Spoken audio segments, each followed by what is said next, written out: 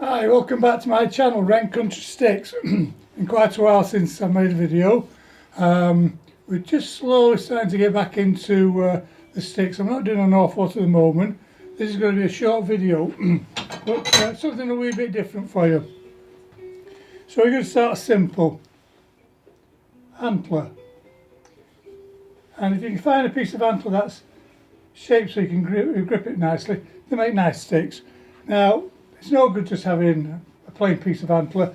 You know, you could cap it, that's a bit boring. So what I used to do was put a carved dog on, and we've started carving a dog for this one. And this has come out of a piece of buffalo horn.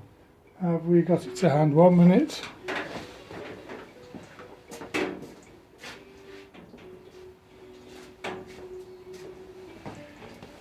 Right, sorry about that. Now,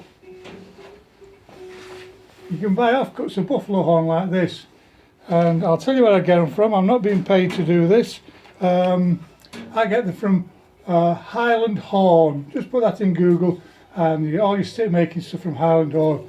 So you can get a box full of these. I can't remember how much they cost, but it's basically scrap, so it's great for cutting up into a block, so that you can carve yourself a dog. Now this dog's obviously not finished, I'm just in the process. And it started off as a square. Somewhere in the videos you've seen how I carve a dog, so we're not going to go through that. But basically what we're going to do with this, we're going to remove some of this material here to make, let's call it a plug. We're going to recess this here, and we're going to drop that in there and glue it up. So it's quite a lot of material to come off.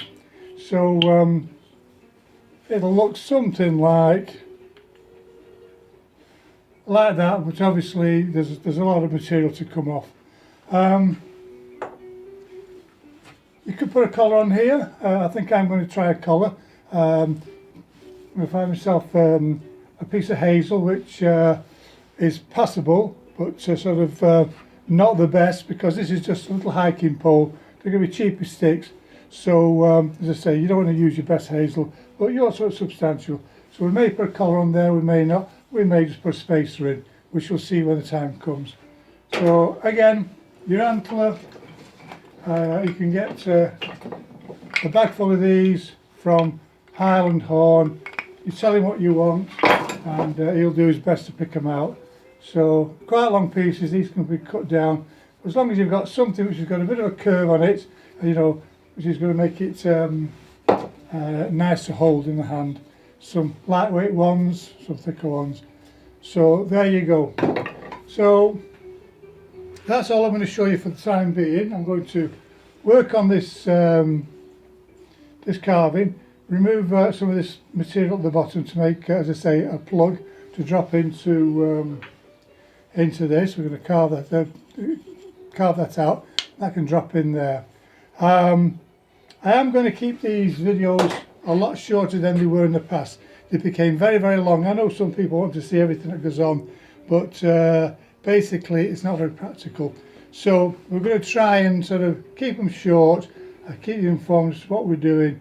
If you're good with your hands, you've got a bit of experience, then you should be able to manage with what I'm showing you. If not, it's a learning curve, and we've all gone through it. You've got to struggle to start with, try things, and then, as you say, the more you do, the better you get. So say, don't be discouraged. Right, there we go. So you've seen how I've done that in the past. I've got a little template, very simple thing, and then we've just started whittling to get the shape we want. So that's it for now. Just to say, yeah, welcome back, and thanks for all the subscribers. We've got tons of subscribers. I think we've got probably close to 180, if not more now, which is pretty good. So thanks for that. And keep watching, and we'll come back as we progress with this. See you again. Bye bye. Right, okay, so we've cut the plug, the notch, whatever you want to call it. We've only used a hacksaw and then just cleaned it up a little bit with a file. So that's another stage on.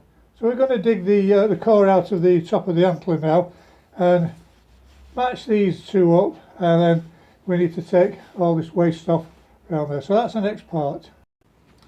Right, okay, here we go. So there's a slot we've carved out. Very, very soft material, the core, so it's easy to do. Use whatever you've got.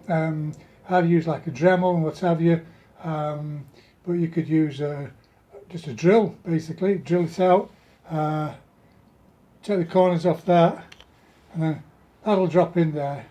So what we've got to do now is take out waste off, clean it up, and get a decent fit. Then we can epoxy that in, and that's it. I need to finish doing the dog first before I do anything else, because this square plinth now will give me a good anchor in the vise to continue doing a bit of carving. So there we go. That's what it's almost going to look like. Obviously, as I say, this waste is going to come off, and the thing's going to be painted and varnished, and it'll look very nice. So that's it for now. Okay, we've moved on a little bit. So we've got the peg, we've got the socket.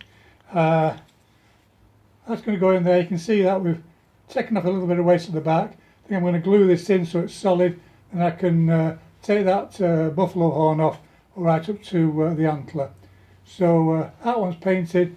As I say, I think that'll make a nice hiking pole for somebody, maybe even somebody who's interested in sheepdogs, because it'll be painted as a border collie. So there we go, folks. If you've got questions, you can always message me. But you've seen how the dog's been carved, as I say, in other videos, probably the last year now. So you should be able to handle that. You know where to get the buffalo horn from. You know where to get the antler from. That's going to be heraldited in there, and I'm sure that you all know how to fix a shank onto that, and there you have it. You'll have probably quite a nice stick. So thanks for watching, and we'll come back when we've finished it, get it all painted up, and we've got a stick fitted to it. So thanks again, and we'll see you. Bye bye.